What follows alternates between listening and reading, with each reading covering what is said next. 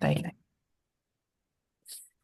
Great. All right. So, welcome everyone. It is Monday lunchtime. It's the 13th of January, and it's the Live Well Live team here at Boots Online Doctor talking all about weight loss today, talking all about what to eat to lose weight. I just want to double check with everyone that my slides are clear and not fuzzy at all. Let me know if anyone can't see them clearly. Welcome everyone. Do let us know where you are. It's absolutely freezing today where I am. Thank you, Mia. Yes, all okay. Fantastic. Okay, so we're going to get going with this presentation all about how to eat to lose weight. My name is Dr. Samantha Wellapilly. I am one of the GPs here at Boots Online Doctor. I'm one of the lifestyle medicine team. As well as being a GP, I'm also a nutritionist and a empowerment coach, meditation teacher, and I really enjoy talking about the holistic ways we can improve our health. And we're focusing on weight loss today. And I can see there's loads of you here. Do let us know where you are in the chat box.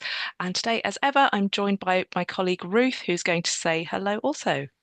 Hi everyone, really warm welcome today. I'm Ruth Taylor. For those who've not met me before, I'm a nutritionist with Boots Online Doctor, also a registered nurse and health and wellness coach. And like Sam, absolutely love being here. We're really here to take your questions and to really help you with anything that you are uncertain about. So please feel free to ask away. We're going to be sharing some slides about what to eat to really support weight loss now in the present, but also working through to your long-term health as well. So we really just want this to be a success story with no U-turns as much as we possibly can. So really, Absolutely. there's no silly questions. If there are any questions in relation to your personal health, we really do not pick up on those in the course of the webinar. We redirect you back to your healthcare providers for those types of questions. But please ask away and we'll direct.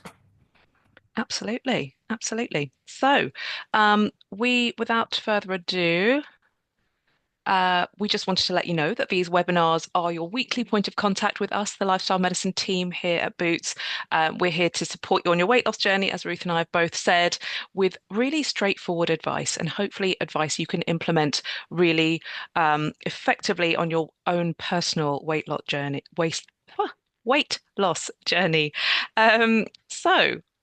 Welcome, and do remember the Q&A box is open. It's much easier for us to find your questions if you pop them in the question and answer box for us. Um, Welcome, Deborah from Durham. Um, and Yeah, we're just going to share our first poll just to remind anyone who's not been here before. Um, please do. No, that's not what we want to share. We want to share this poll. And we're just interested to know if you've been on a webinar with us before, whether you've been listening to our wonderful podcasts, and really just what's brought you here today. Do feel free to chat us in the chat box.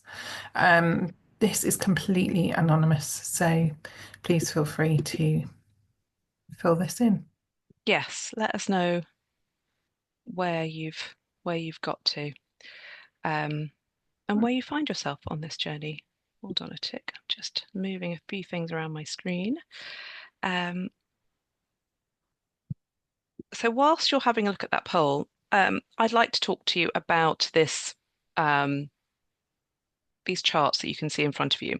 So this is really at the core of what we talk about in terms of our nutrition when we're trying to uh, lose weight that we no longer want to be carrying. Okay. So I'm going to try and make this as really simple as I can. If you have questions, please ask, because this is a really core concept to get your head around.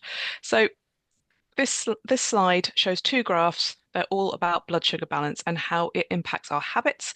So our habits around eating. So basically, if we gain or if we lose weight. Okay. When we eat our food, it's broken down into smaller parts, like nutrients and like sugars. And sugars we know in our body are our main fuel. Okay, our main source of fuel over the day. All right. These particles that are broken down in our amazing digestive system are released into our bloodstream. And this is where our food impacts our blood sugar levels. Okay.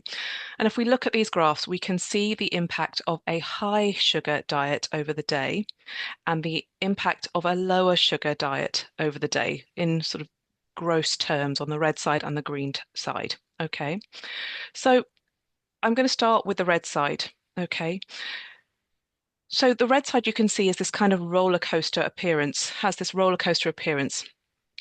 Blood sugar up the vertical axis and its time over the horizontal axis. Okay. And what we can see, so for example, if we start in the morning, say if you had something very sugary for breakfast, like let's say white bread with strawberry jam. Okay, so you had toast and jam for breakfast. That is a very easy to digest food. Okay, because you've got the white bread, it hasn't got much fiber in it at all. It's going to be digested really fast. It's high in energy, high in carbohydrate.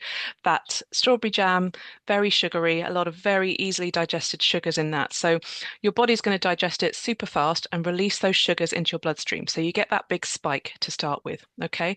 And so you'll get to about an hour later, thereabouts, and you'll have this quite high energy state. You might feel quite energized, quite, fine, but then that will start to drop. Because what happens when you have a raise in your blood sugar is that your insulin responds, your pancreas responds by releasing the hormone insulin. And this is the hormone that helps the cells of your body to absorb that that sugar in your bloodstream. Okay. It also helps your glucose, that energy, that blood sugar to be stored in the liver and in the muscles. Okay. Um, what happens if the cells have enough energy and there are enough stores, the excess sugar is stored as fat. Okay. So what can happen when we have a big high influx of blood sugar, okay, from say that strawberry jam on toast on white bread, okay, is that we get that big rise and then we get a swift drop because our body sort of is a bit shocked by, gosh, we've got a lot of sugar on board, we better start clearing it away. But that can kind of the pancreas can overshoot things. So you release a bit more insulin than you actually need. So you actually end up dropping your blood sugar afterwards. So you end up with this dip. And this slight dip you can see on the graph is actually a lower blood sugar. So you can start feeling that hunger. And some people refer to this as feeling a bit hangry. We can also feel a bit irritable. We can not be as focused. We can start getting hungry. So we're actually thinking our body is telling us to look around for food again. So it's this kind of it's a bit unfortunate because you've just taken quite a lot of calories in and then you're looking at that drop down and you end up in this position where you're immediately looking around. And often we look around for those high carbohydrate, perhaps sugary snacks at this point, okay?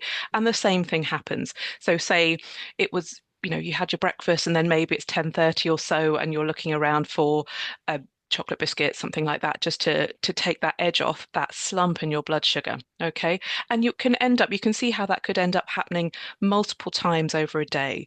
So we often refer to this as this blood sugar roller coaster that we can end up on, really making us release that. Taking those foods that release energy quickly to stabilize our blood sugar, but actually what we're doing is we're on this sort of up and down um, uh, blood sugar roller coaster over the day. We feel hungry sooner and we end up eating more and we end up eating more high carbohydrate foods more over the day because we started off in that sense. So it's a really good thing to be aware of so that we can notice it in our own lives. On the green side, let's have a look at the green side because this is how we can really head off the issues we have with that blood sugar roller coaster, okay? The green side is indicates what happens to our blood sugar when we have foods in our diet that are lower on the glycemic index, okay? Which sounds like a really fancy phrase, but it really is very simple. And we're going to share with you some resources to help you know what foods are lower carbohydrate, lower lower sugar, essentially. So, for example, we could say, what would a low glycemic index breakfast could be? Something like whole wheat toast with peanut butter, something really simple. So instead of that white bread with strawberry jam, it is brown bread or whole wheat toast with peanut butter. Okay, so that's got some healthy fats in, it's got the protein from the peanuts. It's much more, takes more energy and is slower for the body to digest. So that's important. So there are sugars in there, there are carbohydrates in there, but they are released far more slowly. So you don't get that big spike in sugar and that big drop as the body sort of, well, the pancreas kind of scrambles to tidy away that sugar. Okay. So you're giving your body a much easier time because you're not working the pancreas so hard to clear away this big dose of high glycemic food that you've taken in. Okay. So you get a much more relaxed wave there. So that energy is released much more slowly. You don't get that big crash. You don't get that feeling of irritability, feeling hangry an hour or so later. You're not sort of searching around for another snack at that time because your body is still releasing the energy from what you had for breakfast. So I hope that makes sense. Basically, with the on the green side, we're releasing energy more slowly, we're feeling fuller for longer, and overall over the day we will find that we want to eat less because our appetite is a bit different over the day because our body is able to take a bit more time or is taking a bit more time over that digestion. Great. Thanks, Sam. So let's put this into context. So if you are able to swap slides, that would be grand. Mhm. Yes. Cool. So we're going to introduce you to those of you who've not come across it before to our core meal plan. And we've created this really as an abridged version of a low glycemic index, glycemic load way of eating, combined with the Mediterranean style of eating, because both of those approaches are healthy long term to follow. They really are beneficial to your overall health, especially the Mediterranean style of eating. There's a lot of interesting research being published even now about reducing those sort of starchy carbohydrates, and you don't have to get rid of them. We're also thinking about this being plant-based. That doesn't mean that you all have to eat a vegetarian or vegan way of eating, but you make sure that you have a lot of plant-orientated foods on your plate. So this is our core meal plan. So Rabdina, you're here helping us today. Thank you. Brilliant. Thanks for sharing the link. You're there before I've even asked you. Spot on. So here's a link in the chat box that you can download for our core meal plan. So this is a very easy guide to how to put this into practice. So let's talk this through. It's absolutely a no gimmick approach to eating. And this is really important because we are not here advocating you go on a crash diet. We are here advocating that you learn to eat in a way that is sustainable for the rest of your life, that you learn to love the foods that perhaps you've not really eaten very much of. You learn to let go of those sort of treat foods and make them really treat foods. And you bring all of these other foods in sort of regular quantities, regular appearances on your plates. So let's think about it. We've created the core meal plan. It's got a meal builder on there. So it's sort of like an easy way of just putting meals together. I really want you to adapt this around your preferred eating style with an emphasis on eating 2 to 3 meals a day, reducing snacking, and really not overly restricting. We don't want you to be hungry.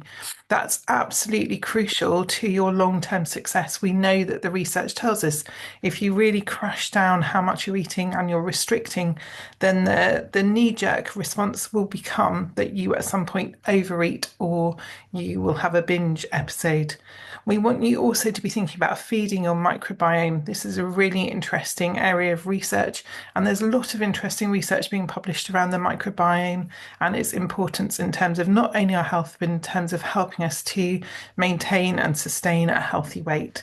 So these are really important things. We're going to go into the variety of these different foods in a minute with some different slides so that you really understand what we mean by these different terms and what the foods are that we want you to focus on eating. But do ask if you have any questions. This is meant to be a really simple guide to food and that you can find really easy to follow, hopefully. So, Sam, let's go for the next slide and see where we go. Protein, I think.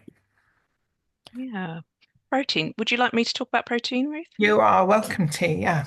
Okay, so as Ruth said, our core meal plan is really, really helpful. It's going to really help you to put together really meals that will help you stay on that green side of the graph. And if you have any questions, please put them in the chat box and we will get to them after this initial presentation.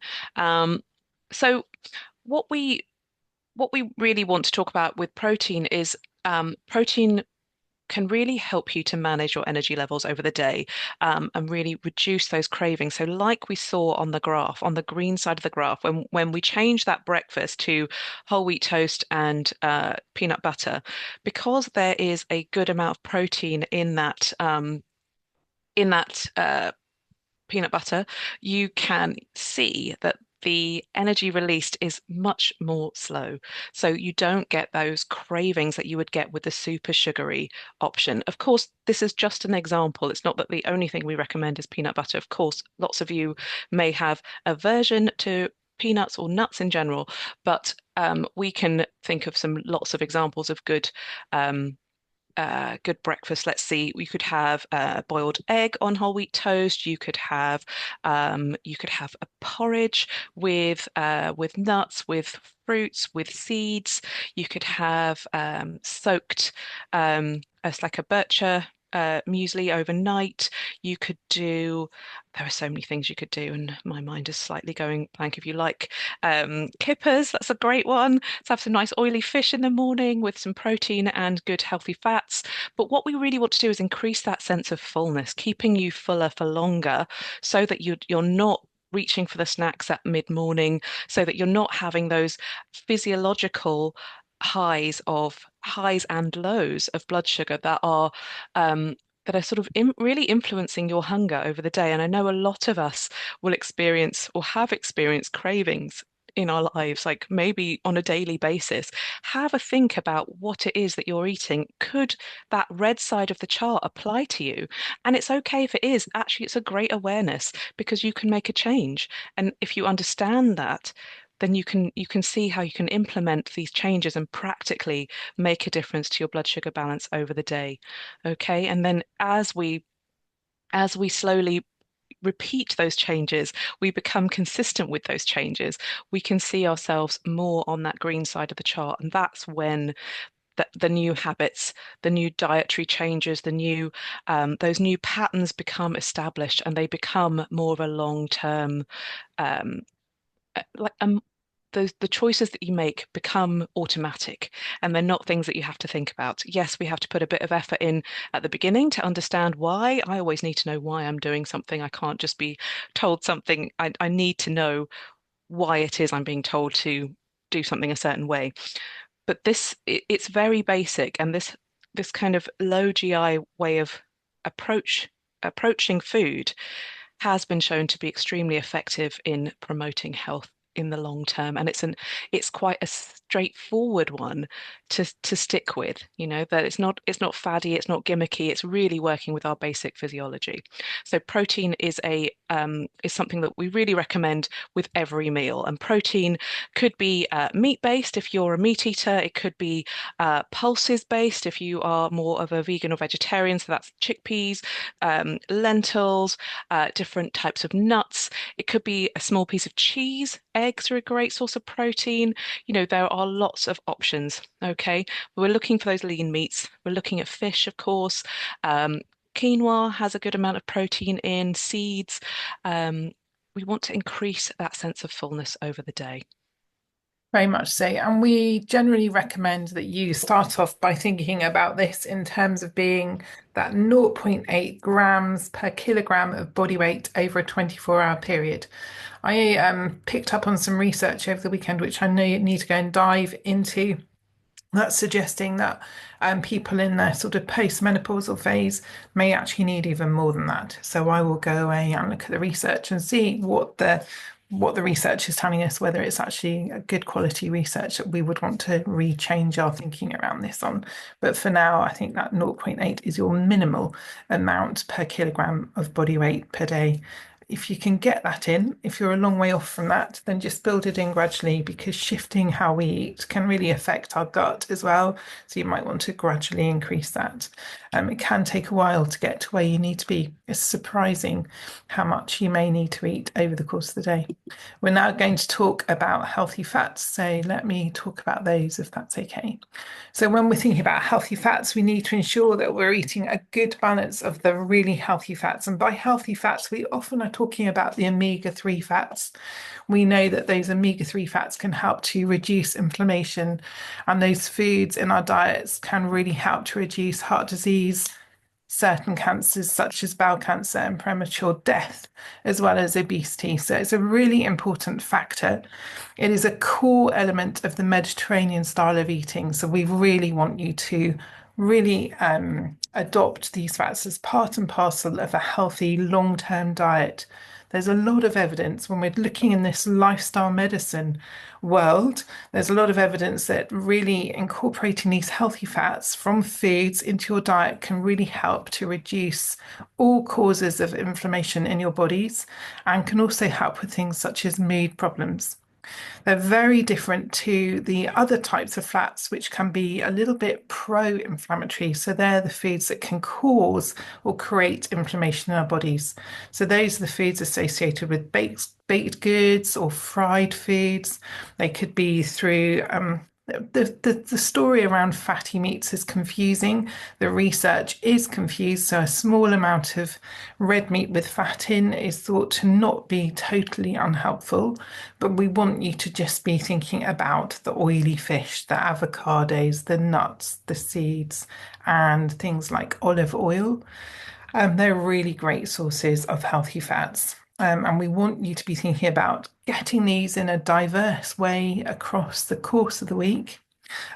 So with those oily fish, we would be thinking about fish like salmon, sardines, herrings, trout, mackerels, nuts, seeds, all of their oils, nut oils, seed oils can be really good. You can get avocado oil as well. So really just try playing with it. We often hear from people that they really don't like those oily fish. They find them too fishy, don't we, Sam? People often complain, no, that's not the thing they can tolerate eating that much. So try mixing it in with, you can actually make pates by mixing mackerel and avocado and mixing it together. And then you get this super fat food. They're really high calorie, which can be a bit concerning when you're wanting to lose weight. So we want to just reassure you that the research tells us that actually these particularly high calorie foods can really support weight loss in the long run. So it's a really big confusing picture, which is one of the reasons we don't put a huge amount of emphasis on thinking about calories because we know that that science is quite flawed. And we'll go into that in another session because we could be here all day talking about that. But I think it's really important to grasp these fats, find a way of bringing them in every day, a little bit at every meal, really pro reducing inflammation in your body. And when we have a lot of blood sugar dysregulation or when we're overweight, we have a lot of natural inflammation. So we want to bring that inflammation down. Really, Absolutely. Absolutely. And I think fats have got such a bad rap over the years, haven't they? Just a really unfair um, write-up, basically. And we could talk for ages over why that might be. But safe to say, the evidence is pretty strong that actually fats in you're not talking about enormous proportions of fat in your diet, but you are talking about these fats are not going to harm you. They're actually the opposite of that. They actually can really support good health in small quantities and regular quantities across the week. Okay. So this glorious picture shows us, tells us all we need to know really eat about eating the rainbow. We want you to fill your plate with a variety of colourful vegetables and fruit in moderation. We're really aiming to focus on eating the low glycemic variety of fruits such as berries, apples, oranges, pears. Um, We know that vegetables provide an array of nutrients, but also a lot of soluble and insoluble fiber to feed that gut microbiome that Ruth was talking about earlier, that we know plays such an important role in our overall health. Also, that fiber will support our insulin sensitivity and it will improve our decision, it will improve our digestion, and it will also really help with our blood sugar balance, as I mentioned before. So we talked about that whole wheat toast that has a bit of fiber in. So again, that will be more slow to digest because of those fibrous tissues. The body takes a bit longer. So we're not getting that big spike in insulin. So again, we're talking about being on the green side with those graphs I showed you earlier. And we really want to be focusing on above ground vegetables, those with lots of color. The above ground vegetables tend to be um, lower in starch. So if you think about carrots and parsnips, our root vegetables, which can be very comforting and delicious, and in moderation, absolutely enjoy those. But just think about the taste that you know that they are actually quite sweet. And you can kind of get an idea from that those are higher in sugars, in natural sugars. So it's not quite the same as a chocolate bar, but just bearing in mind that the above ground vegetables are going to be more your friend on this weight loss journey. Okay. We can think about the colors and the different what should we say, the different chemicals, natural chemicals found in those foods that give them the color are actually called phytonutrients, and these can have really many multiple benefits for our bodies. Again, reducing inflammation, but these are natural parts of these foods that can really support us. So we're talking about above ground vegetables like cabbage, like courgette, asparagus, kale, broccoli, cauliflower, cucumbers, peppers. We just really want to be exploring because some of us, and I'm definitely guilty of this, I put the same vegetables in my shopping trolley every week, and I just do it kind of on autopilot, and I'm not really thinking very hard about it. But what can happen is we can get a bit stuck in a rut in that sense. So I warmly encourage you to try something different, putting something different in your shopping trolley. Just maybe trying a new vegetable that you really haven't had very often, or maybe haven't had ever. You know, these days, Google is your friend. You can find out how to cook different vegetables very easily. And I just think um, it's a really useful thing to make this journey of weight loss sort of a journey of discovery, and so that you're eating different things and you might be discovering things that you really enjoy that you didn't realize because you'd always just gone straight for the carrots and sort of ignored the other vegetables, or what have you, whatever your story might be. But we would really encourage you to try different things, try new vegetables, and give them a go because you might love them. They might become your new favorite. Very much so. Let's move on and talk a little bit about whole grains. I think that's our next slide. Yes, so whole grains are really, again, a really vital part of a healthy diet, possibly something that we want to have in moderation. So we have a bit of a propensity, I think, in the UK for us to all be piling on a lot of these starchy elements of our meals. So we want to rethink that as much as possible. But grains are really important and can help to provide us with lots of vitamins as well as fiber, minerals, and lots of other nutrients such as iron, magnesium, selenium, and our B vitamins. So they're really important for our overall health, but we just need them in moderation. There's some really interesting research that helps us to understand the role of whole grains in terms of supporting our blood cholesterol and also our blood pressure. So we know that they are a really healthy element of our diet and can help to reduce the risk of diabetes. So this is really important.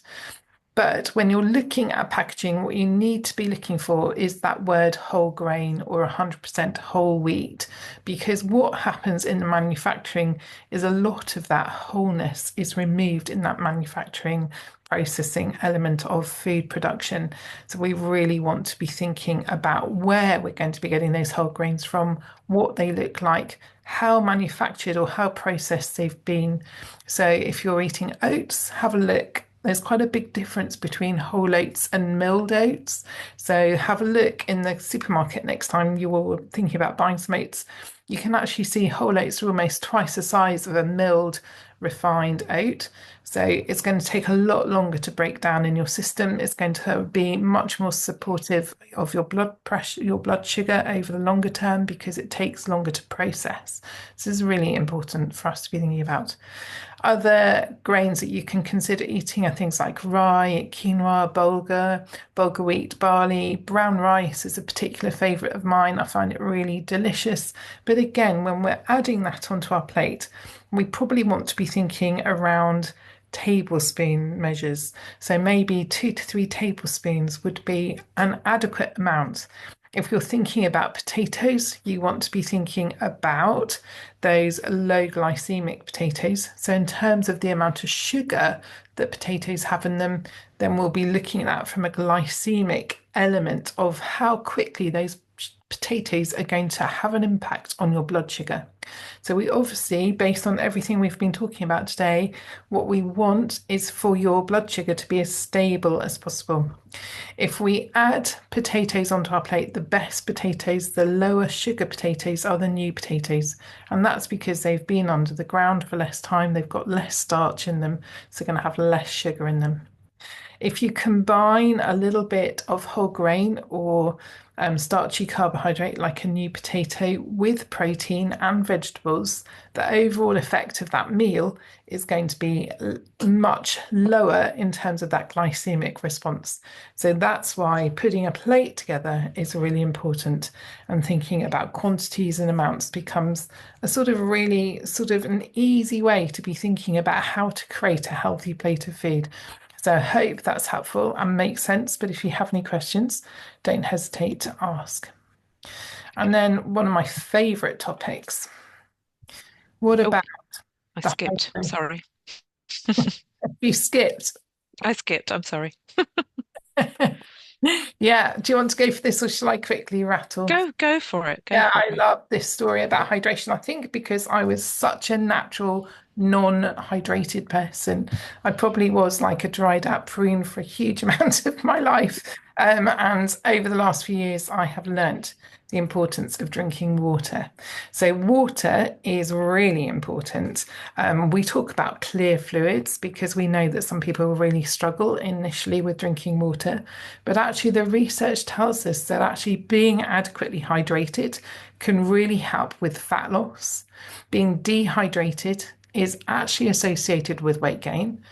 And if you're properly hydrated, it will really help in terms of controlling your appetite and reducing how much you eat. So, this is a really important win, very easy, and overall good for your health.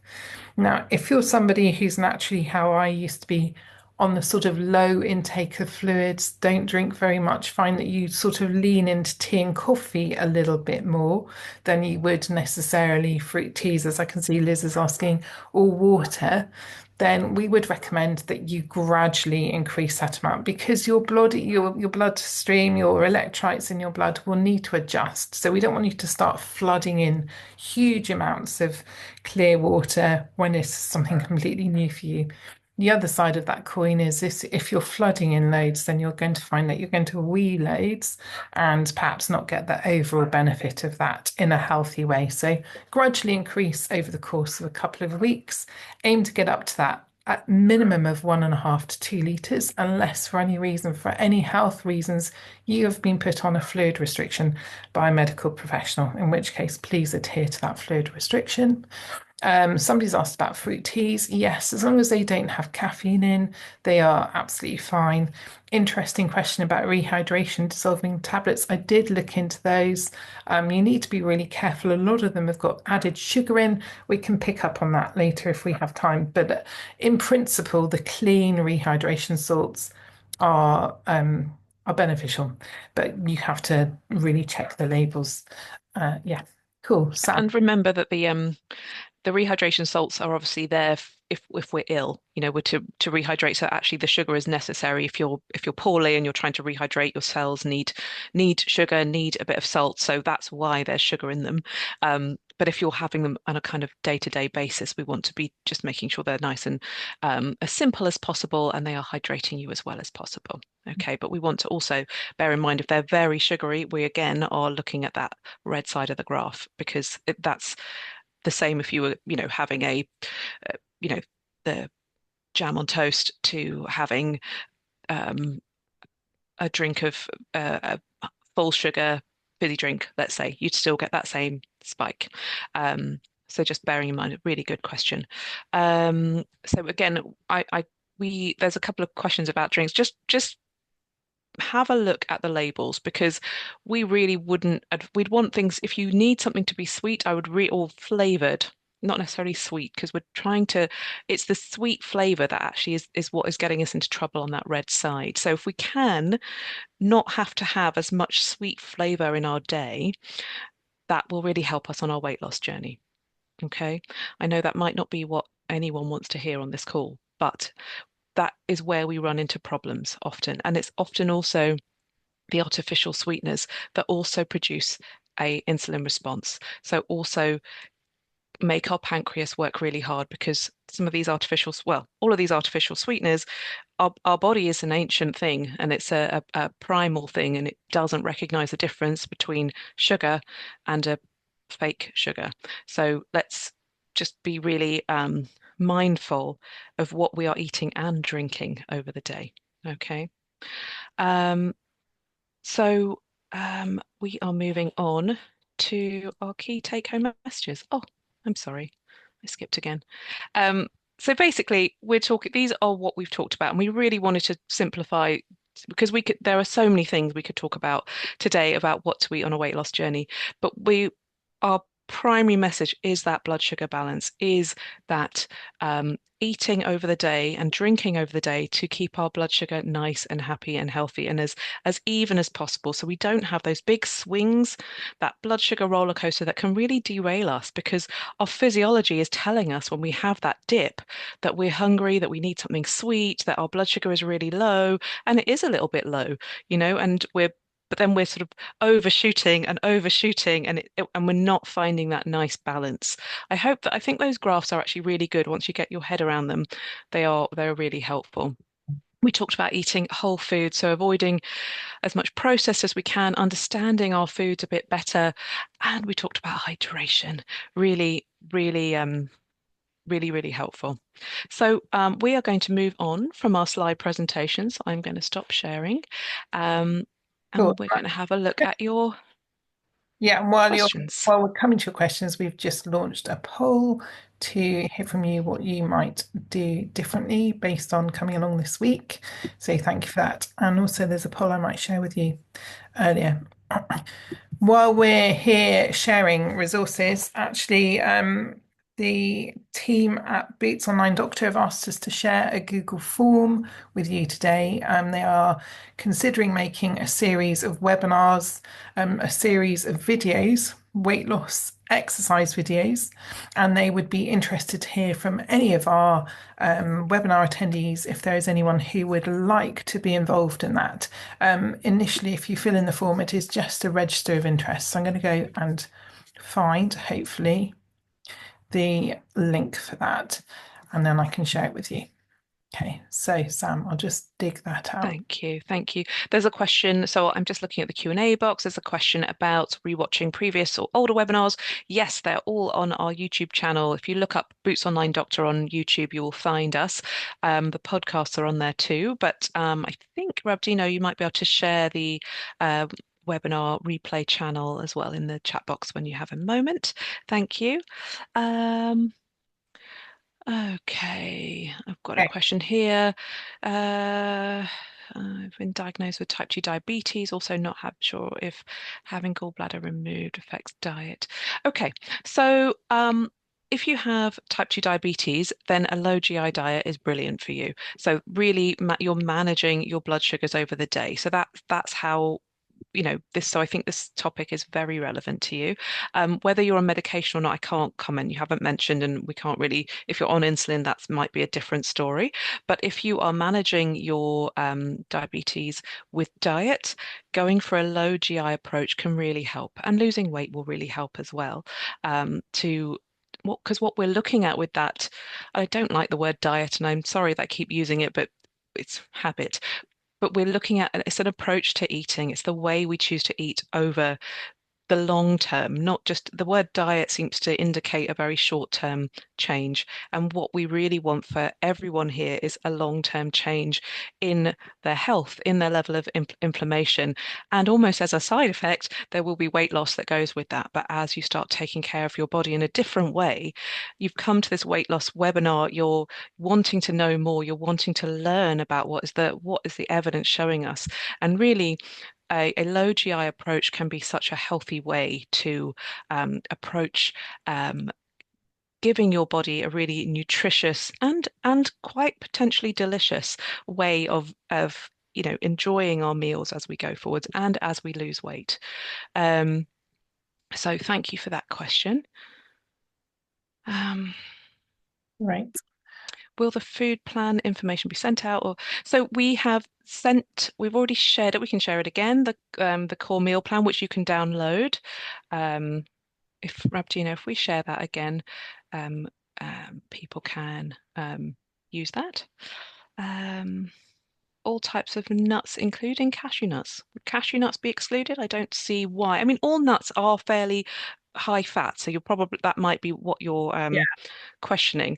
So I think it's in moderation. It's, how There much would you are have? some Uh, nuts which are healthier than others, aren't there? So, like mm, favorite nuts for health are almonds and walnuts. Walnuts because they're omega-3, almonds because they've got some cardioprotective element to them. They are found to be good for our heart health. So, those would be my top two.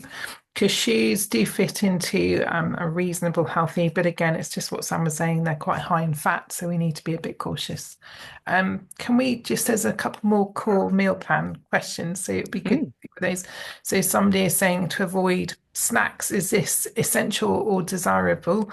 I think that's the how long is a piece of string question. So I would say eventually that is something that you want to be working towards. If you're somebody who is eating very regularly across the course of the day, it might be a question of filling in that sort of mood food tracker, really taking stock of how often you are eating across the course of the day. But what I have found in practical reality and for people who really, really help them to lose weight is eating 3 meals, avoiding snacking unless it's a special occasion or a real treat can make a significant difference for that whole insulin sensitivity, blood sugar balancing, and that's a really important key element to what we're talking about here. So I hope that helps. Don't be perturbed or put off. Go from where you are now and just make it work over the course of a few weeks and you will get there. Yeah. Um, cool. Sorry, did I stop you in your track there, Sam? just going through the questions, really. Okay. So there's a question from somebody about specifically around diabetes. That is a webinar we are thinking about creating specifically for people who've been diagnosed with pre-diabetes or diabetes. But generally, everything we've talked about today is completely relevant to you. Yeah, absolutely. So it's when you're talking about when we're talking about food portions, what is moderate?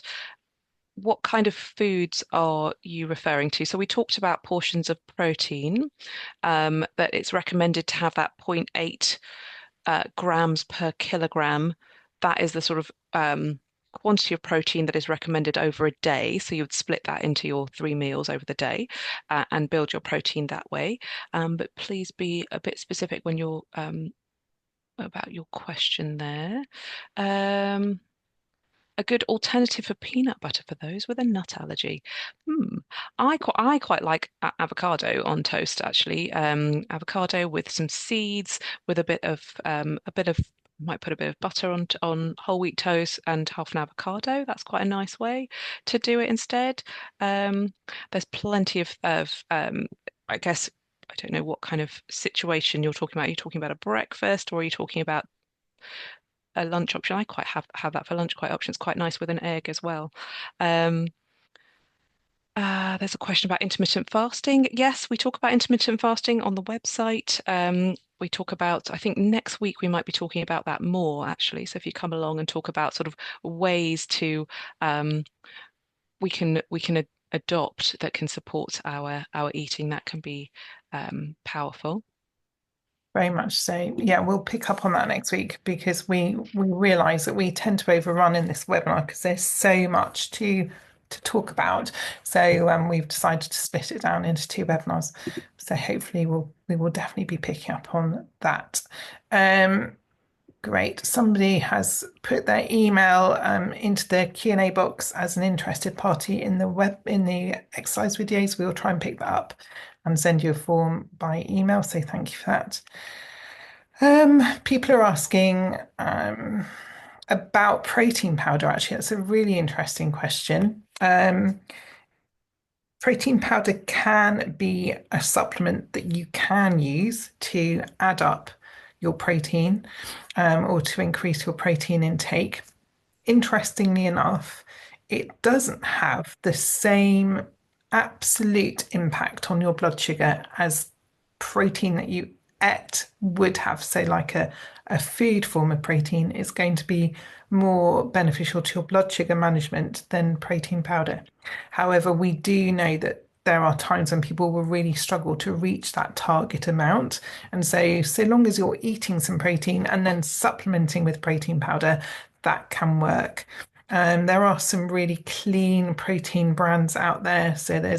I've got no affiliation with any companies, and we don't have any on our site that we can recommend. But things like Pulsin is quite a clean protein option, and there's lean clean protein as well.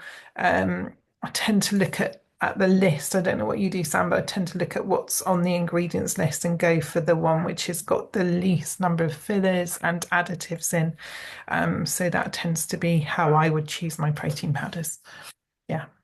And again, try and mix it. So maybe have something that's protein rich and then add that protein into it.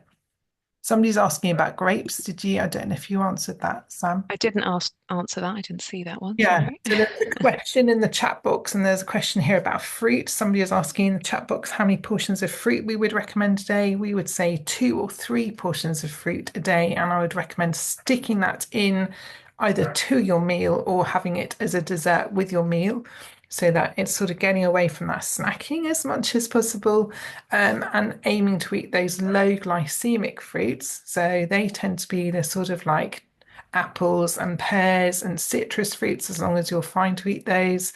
All of the berries are rich, fantastic sources of healthy phytochemicals and are low in sugar. So, and one of my top things to do is to just fill my freezer up with loads of berries, and then they're available whenever I have the need to have some, and it just makes it very inexpensive and easy to access. Grapes tend to be slightly higher in sugar, so again, make sure if you're eating grapes that you're combining them with a good amount of protein so that you sort of blunt down the sort of blood sugar hit that you're going to have from eating those. Yeah. Yeah, great. Cool. Okay. I don't know if the person with a nut allergy has an allergy to seeds as well, but I also like tahini, which is a sesame seed butter. And that's delicious on crackers and things like that, or on toast, but you may or may not. Somebody's asking about having their webinar link shared each week. If you register for the webinar, even if you're unable to attend, then what should be happening is somebody should be emailing you within the first few days after attending a webinar with a link to the replay. So if you always sign up, even if you're unable to attend for any reason, you should then get the link. But you will also find it by going onto that YouTube channel. So yeah, have a look. Oh, Sam, somebody's asking about seasonings for blood sugar regulation. I find that great and interesting question as well. Any thoughts? Hmm. Got a couple. Um, when I think of seasonings, I think of salt and pepper, and I don't think either of those will really support our blood sugar balance. What could we think of there? Um, It's like cinnamon. oh yeah, cinnamon can there's some evidence that cinnamon supports blood Yeah, sugar balance. yeah. So adding cinnamon to your porridge could be a beneficial thing. Um, what else could we think I about think seasoning? like cayenne pepper, there's some interesting research on cayenne pepper, isn't there? Being helpful for blood sugar management. And chilies as well, capsicum and the capsicum in chilies, I think as well. But obviously if you don't like spicy food, that isn't going to necessarily help you. But There's yeah, also it's not a seasoning, but yeah, apple cider vinegar. Um, there's some evidence that apple cider vinegar can really help with blood sugar. It's a small um, cohort that were looked at, but there's some evidence that it can be helpful. And also, if you have apple cider vinegar with the um, enzyme in it, so it's called the mother, that can also be beneficial for your microbiome as well because it has some lovely enzymes for you as well. yeah, absolutely. Um, And with that apple cider vinegar, I had a question from somebody I spoke to recently about that, and they thought you could just drink it neat. So what we would recommend is to add a teaspoon or a 10 ml dessert spoon into a sort of 200 ml glass of water. So you want to dilute that. We know that drinking it neat can actually cause a little bit of acid reflux or even some burning, which is not what we want to advocate at all. And you can gradually increase the amount of apple cider vinegar in the water depending on your tolerance. But if you do have any burning or anything, then you would neutralize that with some sort of milk, a plant-based milk or a animal-based milk. Somebody's asking for the YouTube link. So, Rabdina, if you're able to share that again, that would be great. Thank you. Yeah, if you just type in Boots Online Doctor to the search bar, you should be able to find our YouTube channel, and you'll find all the webinar replays on there as well as the podcast. So might mix it up a little bit. Um, so regarding ACV, what ingredients is with microbiome? So it's the mother. It's called the mother on the label, and it's basically, I guess, it's the whatever they're using to ferment the vinegar. So it's got some nice digestive enzymes in there and some good healthy bacteria too. Okay, so there's a question about Minjaro in the chat box. I don't know if you want to pick up or leave that, Sam. We've probably got a couple of minutes if you want to quickly pick up on that. Oh, on in the chat box. I can't see it, Ruth. Sorry. Okay, sorry. Should I read it to you? Because I've got it Yeah. right in front of me. So, Okay. somebody is saying, David, you're saying that what are our thoughts on Manjaro? I've been using this for 3 months and did very well on it, losing 3 to 5 pounds per week. However, I got very ill for 10 days and I came off the medication. Since being off the medication, it's very obvious the weight will go back on. What are your thoughts? Shall I try this again? Is it safe? Thank Okay. So I would say weight loss medications, I know that they're controversial, but for some folk, they work very well. Some folk have very strong side effects and it's unpleasant and they can't take them. And we have to accept that because they don't suit everybody. Okay. I would say losing 3 to 5 pounds consistently is a little bit more than I would want you to be losing. I don't know how heavy you are to start with. And anyway, we're talking in general terms. We really want to be aiming with any kind of weight loss journey on a really steady weight loss of maybe 1 to 2 pounds a week. Okay, so maybe a kilogram a week, and that's on average. Okay, some weeks may be more, some weeks may be less, because we really don't want to shock the body and lose weight drastically because what happens is our body gets a bit stunned. Our body is a primitive thing. It's an amazing, but it is thousands and thousands of years old. So if we start losing weight very fast, it thinks that there's no food around and we're going into starvation because there's a drought or a famine or something. So the body starts changing its physiology to slow itself down. It slows the metabolism. It might start even breaking down muscle tissue, which we really don't want for you because your muscle tissue is fantastic. It keeps you strong, obviously, but it also is metabolically active, so it burns energy as you're watching Netflix. So we really want to preserve our muscle tissue for many reasons, and we want to make sure that our weight loss journey is steady and we are making progress, but we're not drastically losing weight because that is the kind of weight loss that goes straight back on. And we just want to it's an average. I know that sometimes we can't control it, and sometimes that's can be something to bear in mind if we're using something to help us lose weight. But we need to really have our sensible heads on and make sure that we're on this steady journey and we're celebrating our success and we're moderating what our intake, our movement, the way we sleep, the way we manage stress, so that we can maintain it in the long term. So that's it's a good question. Whether you go on it back on it is your choice. Sometimes if you haven't been on it for very long, it maybe is not long enough for you to, because what the injection can help you with is to give you a bit of breathing space to be able to put in the patterns that we're talking about, the new habits, the new way that you approach food, the new way you approach your hydration, your sleep, your stress management, your exercise, all of those things. I would think of it like that, that it's just because you don't want to, no one wants to be on medication long term. It is thought of as a relatively longer term medication, like it's not to help anybody do any kind of yo-yo dieting, of course. But we want to really think about when we go on a journey that it's giving us space to put in the habits and to make them part of our everyday so that when we do stop the medication, we can carry on at our new weight and our new weight becomes our new norm. And we don't have to think too hard about it because we've already made those changes. And the medication has given us that space in our minds, in our lives to reassess. So I don't, I think that's the way I think about that medication, that it's, for some it's great, for some it doesn't suit so well. It's one of those things, and it's a totally personal decision. Um, for you.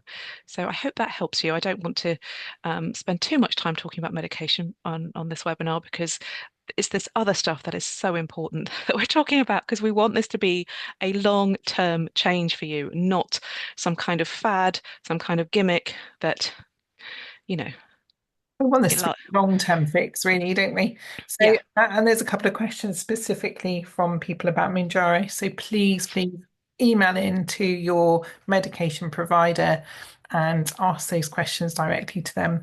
In terms of avoiding side effects, again, you should have been given a lot of advice about how to avoid side effects when you were first prescribed that medication. So please go back to your provider. Please go back to the emails that you should have been sent or the information that you were taken away, depending on who gave that to you. All of that information should be given to you. So please just check through that information. And if for any reason you haven't got that and you're a Boots Online doctor customer, please email in and we will make sure we send all of that information to you. There's a lot of really helpful information. Following the advice that we've given you today should really help in terms of that whole long-term weight loss. What we know is that actually the long-term fix will come from changing your lifestyle, really and truly alongside whatever else you do as well. So this is a sort of must do. And the advice on the webinars, what we wholeheartedly believe will make the difference. And that's why we're here, isn't it, Sam? absolutely, absolutely. Please address specific questions about your medication to your prescriber. We can't answer all of them. We're not allowed to on this open forum. Okay. There's a question there about gallstones. Gallstones shouldn't, if you have gallstones, you cannot use these medications that will make, you might get in trouble there. So please do speak to your prescriber. It's likely that if you have developed gallstones on this medication, you will need to stop. Okay. But speak to your prescriber, let them know, they will want to know that. Okay. Really cannot give medical advice on this forum. It's not safe. So you will. Hopefully, you should, if all our systems are working, get a link to the recording of this webinar. We're so glad to have been able to help you today. I hope it's been helpful. And all the resources do flick up and down the chat box because I think Rabdino has shared tons of resources today. So do make sure you get your copies. If you'd like to be part of that exercise video, thank you, Ruth, for sharing that link. There's a little form there that you can fill in to register some interest there. Um, and yes, we will be back next week, won't we, Ruth? We will, yeah. We're doing all about how to eat, which is the next part of this particular webinar because we just thought it's very important element of the whole story. Really have a great week, everyone. Just look after yourselves. Don't Yes. overwhelm yourselves. Just take it gently. And it's the start of a year, so it's a great time to just get it right, isn't it? Get it right, get it started how you want it to go. And we're here all the way with you, hopefully.